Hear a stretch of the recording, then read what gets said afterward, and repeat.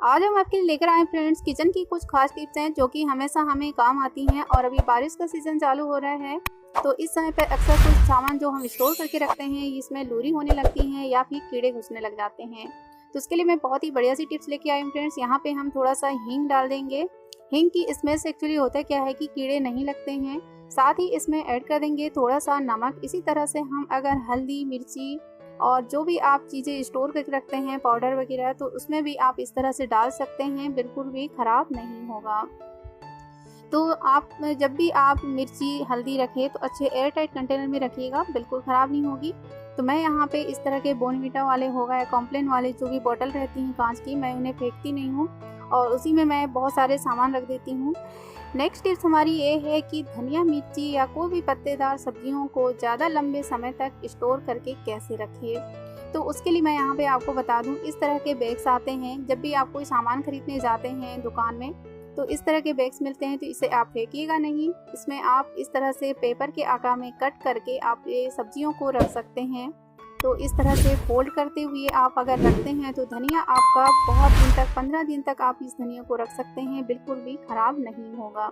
तो इसी तरह से हरी मिर्च की भी डंठल को तोड़ करके रखिएगा। डंठल तोड़ के रखने से मिर्ची जो है आपकी ज़्यादा दिन तक स्टोर करके रख सकते हैं।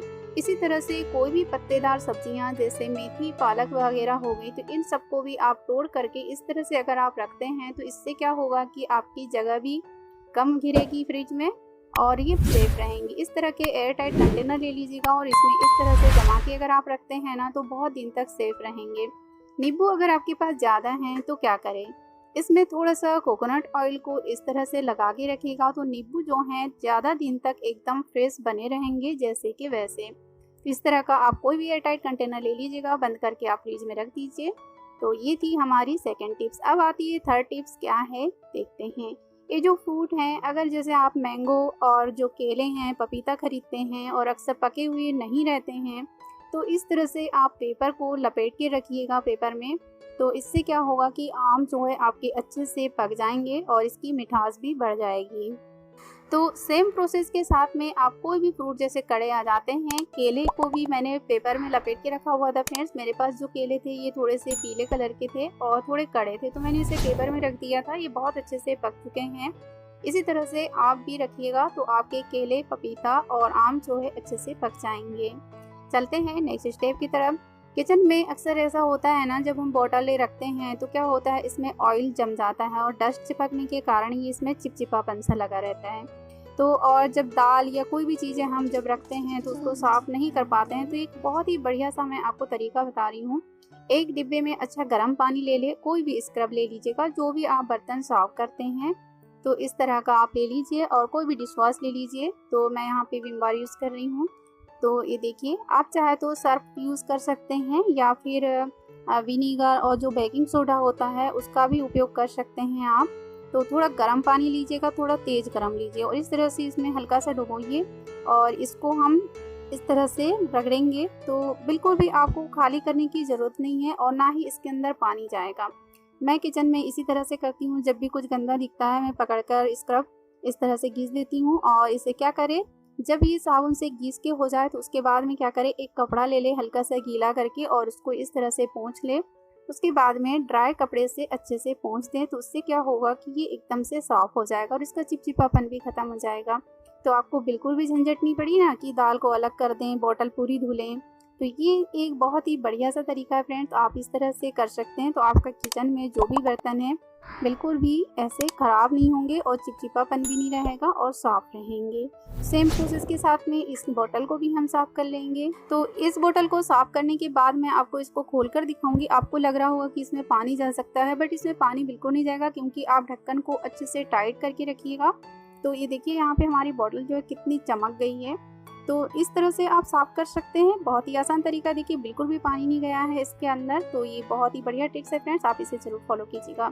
चलते हैं नेक्स्ट स्टेप की तरफ। तो बची हुई ब्रेड है, अगर मान लो कोई नहीं खा रहा है और ज़्यादा दिन की हो गई है, तो इसे आप क्या करें, एक मिक्सिंग जार ले लीजिएगा और ब्रेड को आप ग्राइंड कर लीजिए। तो यहाँ पे हम ब्रेड क्रम्स रेडी करेंगे फ्रेंड्स। ब्रेड क्रम्स अक्सर हमें किचन में काम पड़ता है, कोई भी हम स्नैक्स बनाते हैं और समय पे ब्रेड क्रम्स नहीं मिल पाता है दुकान में भी, तो इसे हमें कैसे स्टोर करके रखना है चलिए आगे मैं वीडियो में आपको दिखाती हूँ। तो इस तरह से मैंने इसे ग्राइंड कर लिया है। आपने देखा ब्रेड क्रम्स जो है बहुत ज़्यादा इसमें नमी रहती है, अगर आप इस तरह से रख देते हैं ना तो ख़राब होने की संभावना रहेगी। तो ये मैंने बीच में स्नैक्स बनाया था फ्रेंड, तो ये ब्रेड की आउटसाइड जो बची हुई थी इसको भी मैंने ग्राइंड कर लिया है। चलिए इसे हमें कैसे स्टोर करना है आगे दिखा रही। देखिए कढ़ाई ले लिया है मैंने और इसे हमें अच्छे से भून लेना है। तो देखिएगा गैस की फ्लेम को इस समय पे बिल्कुल लो रख के भूनना है, हाई फ्लेम पे बिल्कुल ना भूने, नहीं तो ब्रेड क्रम्स जो है ये जल जाएगा। तो इसे लो फ्लेम पे रखते हुए कुछ इस तरह से भूनेंगे जब तक कि बिल्कुल अलग अलग ना होने लग जाए और हाथ में बिल्कुल भी चिपचिपापन नहीं लग रहा है। देखिए बिल्कुल अलग अलग हो गया है। जब ये ठंडा हो जाए तो इस तरह के एयर टाइट कंटेनर ले लीजिएगा। ये रसगुल्ले के हैं, आप रसगुल्ले के जो भी आप कंटेनर अगर आपके पास आते हैं घर में तो आप उसे फेंकिएगा नहीं, कोई भी सामान आप इसमें रख सकते हैं, जैसे ड्राई फ्रूट वगैरह रख सकते हैं, तो इसमें बिल्कुल भी ख़राब नहीं होंगे। तो ये ब्रेड क्रम्स मैं यहाँ पे रख देती हूँ। इस तरह का कोई भी एयर टाइट कंटेनर ले लीजिए, उसमें ब्रेड क्रम्स को रखिए। 1 महीने तक भी अगर आप रखेंगे तो बिल्कुल भी ख़राब नहीं होगा। तो अब जब भी आप स्नैक्स बनाएं, क्रिस्पी स्नैक्स, तो इसमें आप इस तरह का ब्रेड क्रम्स रखिए बनाकर और इसे आप यूज़ कीजिएगा और स्नैक्स बनाकर आनंद लीजिए।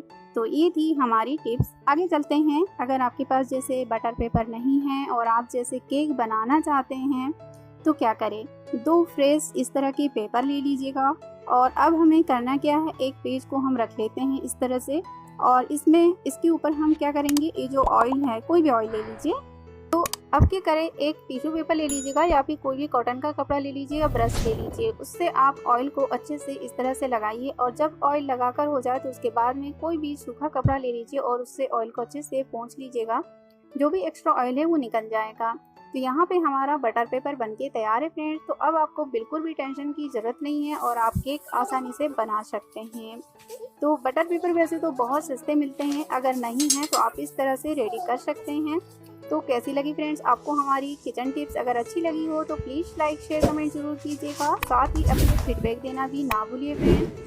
तो इसी तरह की अगर आपको किचन टिप्स चाहिए तो आप मेरे चैनल को सब्सक्राइब करें और सब्सक्राइब के पास में बेल आइकन की बटन है उसे भी क्लिक कर दीजिएगा, ऑल को प्रेस कर दीजिए ताकि वीडियो की नोटिफिकेशन सबसे पहले आपको मिल जाएगी। Thanks for watching my video. मिलते हैं फिर नेक्स्ट वीडियो के साथ में, तब तक के लिए बाय बाय।